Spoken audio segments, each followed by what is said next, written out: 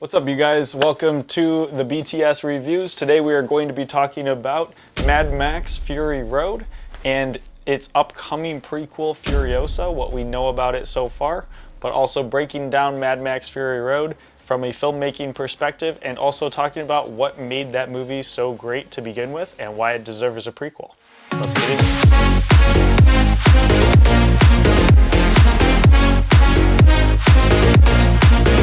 So, I just finished watching Mad Max Fury Road. I've seen it before. I saw it years ago. Just rewatched it to do this review on it.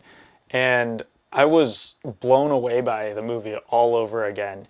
And to me, Fury Road proves three things really, really well. The first, never start a fight when you have a chain around your neck.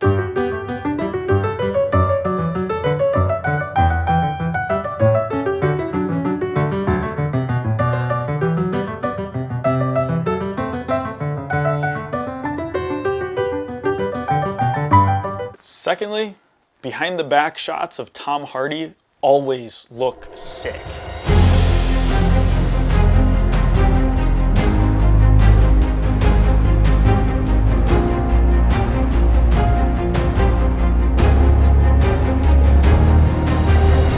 And third, and probably most important, is that movies about strong women don't have to suck like they all have recently.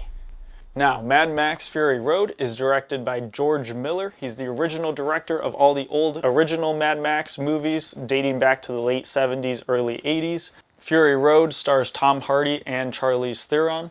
There's also an amazing supporting cast in this film, a lot of really big names that you'd recognize from other places. A big one of those being Nicholas Hoult. He's probably better known as the Beast in the X-Men franchise. Fantastic actor, really kills it in his role in this one. Now, Mad Max Fury Road has been out for a very long time as of this video being made. It came out back in 2015, but it has aged very, very well in those almost 9 years now since it originally came out on the big screen.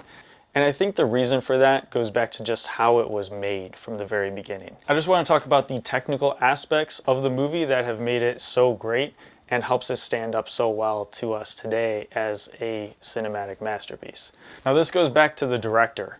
George Miller, when he was making this movie, absolutely shut down any ideas of using insane CGI. And instead, he went for insane practical effects. Now, that means they had real cars. All these cars that are in the movie were actually built. Now, those car chases are real. The explosions are real. The desert itself is real. The cast was out in the desert for months at a time shooting this movie. That's what makes this movie feel so gritty and grounded and real, and it feels like you're part of the action. And George Miller wasn't even the end of it. Cinematographer John Seale cranked that up a notch even further by strapping the cameras onto cars as they were filming this. So the camera was riding along through a lot of these action sequences with the actors and actresses. Now, that's a huge liability. Most movies aren't able to do that. But because George Miller had established such a strong name for himself by this point in time in his career, he was allowed to get away with a few more of these things. So they had to get extra permits in order to transport the explosives that they needed because they were blowing up so many vehicles. And they had so many test vehicles to blow up multiple times in order to accomplish the shots they were trying to accomplish. And really what makes this movie so special is the fact that the crew came together so well to make this movie happen. If even one of the departments was off for this, you would have known. You would have seen something slightly lacking in the movie. Everything just from the cinematography, having that high contrast, high saturation, gritty feel to it, to the fact that the camera was traveling with the vehicles. We weren't limited by wide shots. You are immersed in the action from the very beginning of the movie, to the fact that the editing of this movie keeps cutting really fast, moving you around, showing you multiple aspects of the story all unfolding at the same time. This is a really hard movie to cut as an editor. You know, you think about it as, well, it's all just one story that goes start to finish and they're not going back and forth to multiple locations. You are. Each car is a different location.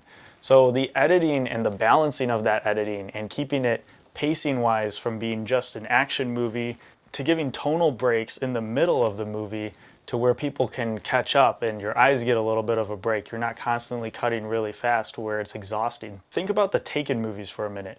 Those movies are exhausting to watch because your brain constantly has to keep up with a million camera angles for one scene. Mad Max is genius. It slows down, it does slow cuts here and there to help you catch up, and then it goes right back into the action. So you feel like you're actually on a roller coaster as you go through the movie. The writing in this movie is also perfectly balanced. You get quite a bit of character development through a movie that's primarily about action. You're basically watching a 2-hour action sequence unfold in front of you, and somehow by the end, you really care about every single one of the characters.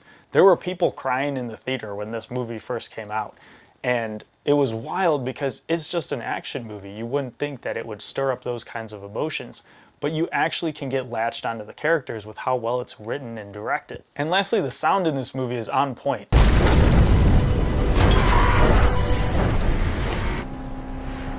Oh, what a day!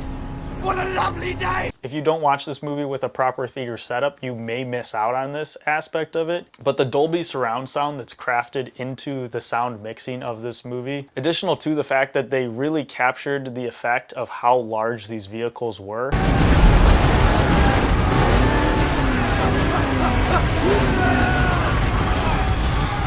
By making them so loud and earth-shattering as you're watching it, just really helps to top off that last aspect of immersion and really drawing you into the film that you're watching. Now, for the past couple of years, Furiosa, the prequel to this movie, has been in the works.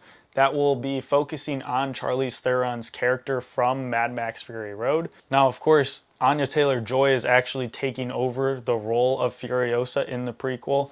Not exactly sure if it was an issue with Charlize Theron not being available or no longer being interested in the role.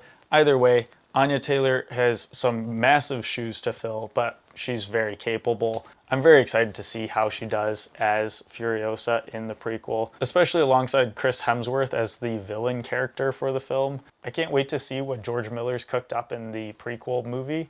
And I just am really hoping that it holds on to all the amazing aspects of Fury Road, being every department of the crew coming together perfectly to coordinate an amazing jaw-dropping spectacle of a film, the writing to be on point, and the acting also just really coming through to carry George Miller's directing vision to life. I can already see just from the trailer that it's teasing to be just as good of a movie as Fury Road, if not possibly better.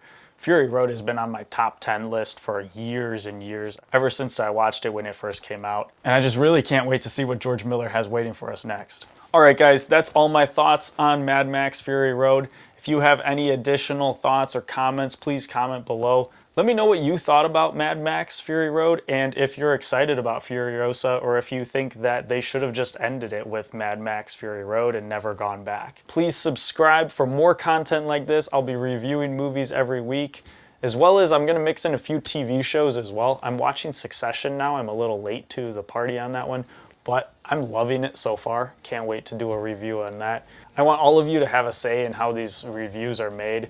And I'm really excited to start this new journey with you guys here on the BTS Reviews. So please subscribe, please like, and comment below with your thoughts on Mad Max Fury Road, as well as what you want to see next. Thanks. Bye-bye.